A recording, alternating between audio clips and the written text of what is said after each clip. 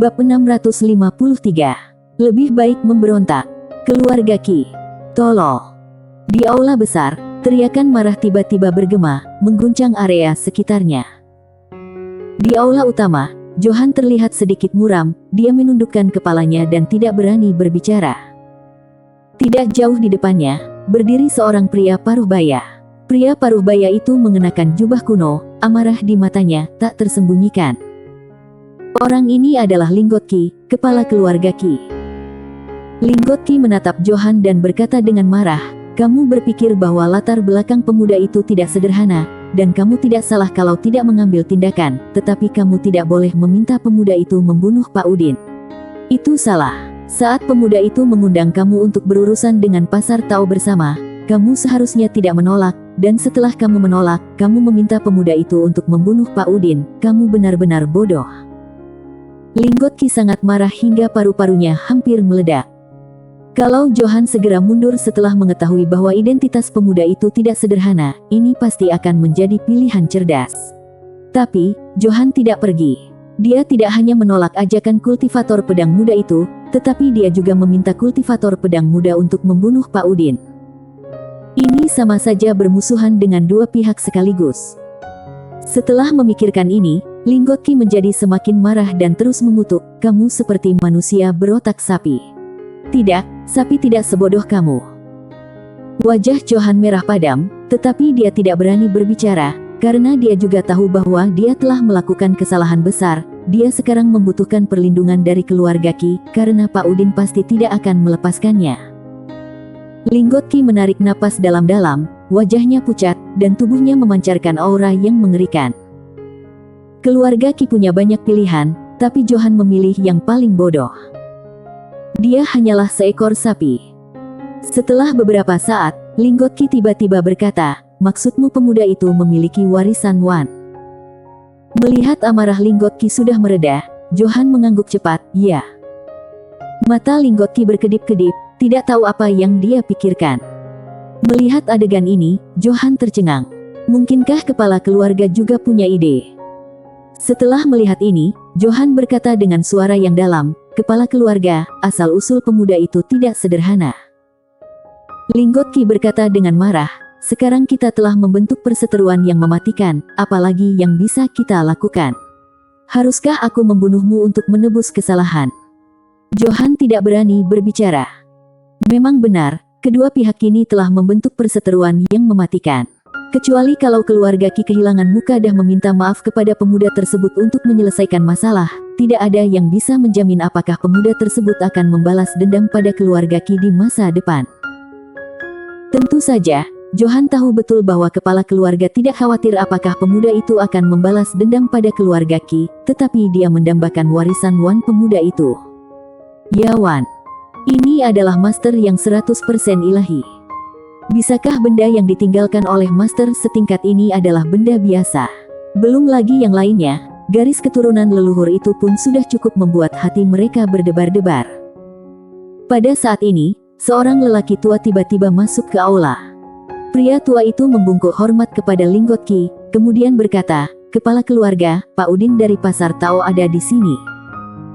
Mendengar kata-kata lelaki tua itu, Linggot Qi menatap Johan dengan dingin, lalu berkata, "Persilakan." Orang tua itu membungkuk sedikit lalu mundur. Segera, Pak Udin masuk ke aula. Dia juga membawa 5 master teratas, salah satunya juga berada di ranah Shinto. Melihat Pak Udin, Linggot Qi buru-buru menyapanya dan berkata sambil tersenyum, "Pak Udin, kamu." Pak Udin menunjuk langsung ke arah Johan di sampingnya, "Pak Linggot, orang ini harus mati." Ekspresi Linggot Qi membeku. Wajah Johan muram, tidak tahu apa yang dia pikirkan. Pak Udin menatap Linggot Qi dan berkata, "Linggot Qi, aku adalah orang yang tahu membedakan dendam yang jelas. Apa yang dilakukan orang ini bukanlah maksud keluarga Qi. Oleh karena itu, aku hanya ingin dia mati." Meskipun dunia menjadi lebih cerah ketika dia mundur selangkah, dia benar-benar tidak tahan dengan amarah ini. Kalau dia tidak membunuh Johan, dia tidak akan bisa makan. Setelah Linggot Qi terdiam beberapa saat, dia berkata, "Pak Udin, dia melakukan kesalahan dalam masalah ini, tapi bukankah kematian terlalu berlebihan? Secara alami, dia tidak akan membiarkan Johan mati. Jangan bercanda, kalau dia membiarkan Johan mati, bukankah keluarga Qi akan dipermalukan di puluhan ribu dunia? Oleh karena itu, meskipun dia ingin membunuh Johan si bodoh, dia tidak akan menyerahkan Johan saat ini. Pak Udin menatap Linggot Qi, matanya perlahan menjadi dingin, jadi tidak perlu bicara. Linggot Qi menghela nafas dengan suara rendah, Pak Udin, masalah ini adalah kesalahan keluarga Qi. Bagaimana kalau begini? Keluarga Qi bersedia menggunakan 300 sumber leluhur untuk meminta maaf kepada kamu, biarkan masalah ini berlalu. Jangan merusak keharmonisan antara kedua keluarga kita. Pak Udin mencibir dan berkata dengan sinis, 300 sumber leluhur, menurut kamu apakah aku butuh 300 sumber leluhur? Linggot Qi mengerutkan kening dalam-dalam, dan matanya menjadi sedikit dingin. Pak Udin, apakah benar-benar tidak ada ruang untuk ini? Pak Udin berpikir sejenak, lalu berkata, sepertinya keluarga Qi tidak mau menyerahkan orang ini, kalau begitu. Setelah mengatakan itu, dia tiba-tiba berbalik dan meninju Johan. Bang! Dengan pukulan ini, kekuatan mengerikan langsung meledak dari lapangan, dan seluruh aula tiba-tiba berubah menjadi bubuk. Baik Linggot Qi maupun Johan tidak menyangka Pak Udin akan tiba-tiba mengambil tindakan. Johan tertangkap basah dan terlempar ribuan kaki jauhnya. Lancang! Linggot Qi sangat marah. Pak Udin ini berani mengambil tindakan terhadap keluarga Qi. Ini hanya menunjukkan bahwa dia tidak menganggap serius keluarga Qi. Pengawal datang. Linggot Qi meraung dengan marah, master keluarga Qi yang tak terhitung jumlahnya terbang dari segala arah. Tetapi Pak Udin tidak takut sama sekali dan bergegas menuju Johan lagi, sementara beberapa orang yang mengikutinya menghadapi master dari keluarga Zhao. Pak Udin mengabaikan master dari keluarga Qi di sekitarnya dan bergegas menuju Johan seolah-olah dia gila. Memang dia sangat marah. Telah disepakati bahwa mereka akan bergabung untuk menghadapi Sander Ye, tapi dia tidak menyangka si idiot ini akan menarik kembali kata-katanya sebelum pertempuran, dan ternyata ingin dia mati. Dia benar-benar tidak tahan dengan emosi ini. Melihat Pak Udin bergegas ke arahnya lagi, Johan langsung terkejut dan berkata dengan tergesa-gesa, Pak Udin, apakah kamu gila? Ini keluarga Qi, kamu. Bang! Saat suara keras yang mengejutkan bergema, Johan terlempar lagi, ruang serta waktu di sekitarnya langsung hancur. Meskipun dia juga master di ranah Shinto, masih ada kesenjangan kekuatan yang besar antara dia dan Pak Udin. Pada saat ini, ada semakin banyak master dari keluarga Qi, dan beberapa orang yang dibawa oleh Pak Udin telah ditekan. Pak Udin meninju Johan dan hendak mengambil tindakan lagi. Kali ini, Linggot Qi berdiri di depannya. Linggot Qi menatapnya, Pak Udin, tahukah kamu apa yang kamu lakukan? Pak Udin tampak galak, Linggot Qi, tentu saja aku tahu. Sudah kubilang, aku akan bertarung dengan keluarga Qi sampai mati. Setelah itu, dia bergegas menuju Linggot Qi. Melihat pemandangan ini, ekspresi Linggot Qi langsung berubah menjadi ganas, dan dia berhenti berbicara omong kosong dan langsung bergegas menuju Pak Udin. Dengan cara ini, kedua belah pihak mulai bertarung langsung di keluarga Qi.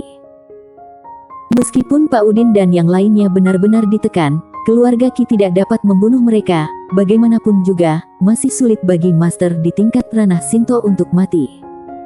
Dengan cara ini, pertempuran berlangsung selama setengah hari.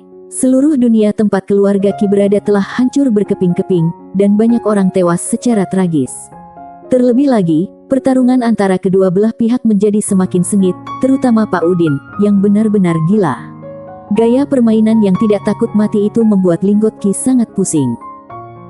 Johan, sebaliknya, ketakutan dengan pemukulan itu. Dia benar-benar tidak menyangka lelaki tua itu akan begitu gila dan memimpin orang untuk memburu ke keluarga Qi secara langsung. Ini sama sekali mengabaikan situasi keseluruhan. Tepat ketika kedua belah pihak bertarung sampai hidup dan mati, teriakan marah tiba-tiba terdengar dari dunia Qi, berhenti. Pak Udin berhenti dan berbalik untuk melihat seorang lelaki tua berjubah putih tidak jauh dari situ.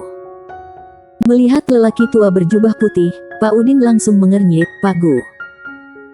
Orang tua berjubah putih berkata dengan suara yang dalam, Pak Udin, apakah kamu lupa apa yang dikatakan penguasa istana?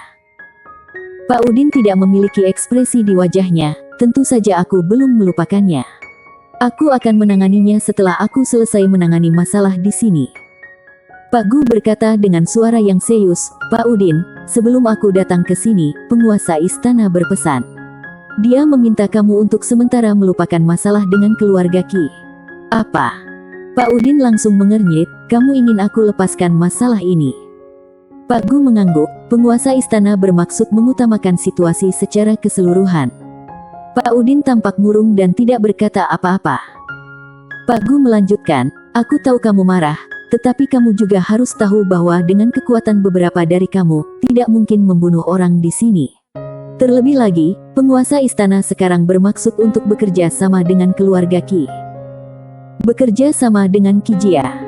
Ketika dia mendengar kata-kata ini, wajah Pak Udin tiba-tiba menjadi sangat jelek. Dia tidak menyangka bahwa penguasa istananya benar-benar akan bekerja sama dengan keluarga Qi. Pak Gu berkata dengan suara yang dalam, Pak Udin, biarkan masalah ini selesai dulu. Pak Udin dengan marah menunjuk ke Johan di kejauhan, orang ini telah mencoba membunuhku berulang kali. Kamu ingin aku melepaskannya? Bagaimana aku bisa melepaskannya? Pak Gu menatap Pak Udin, ini adalah niat penguasa istana. No. Mendengar ini, wajah lelaki tua itu tiba-tiba menjadi sangat muram. Pak Gu melanjutkan, Pak Udin, hal yang ada pada pemuda itu sangat penting bagi penguasa istana. Oleh karena itu, dengan segala hormat, apakah urusan kamu lebih penting atau urusan penguasa istana? Pak Udin tiba-tiba tertawa.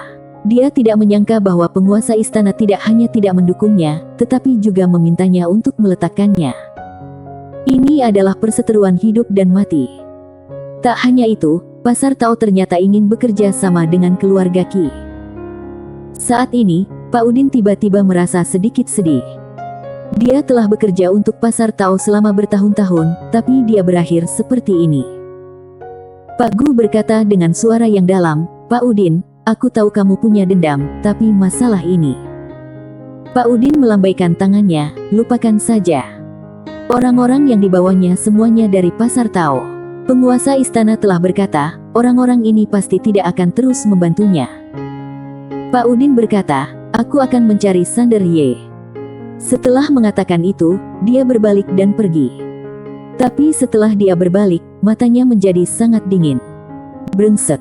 Pasar Tao memperlakukanku seperti ini, sebaiknya aku memberontak dan langsung menemui Sander Ye. Bersambung.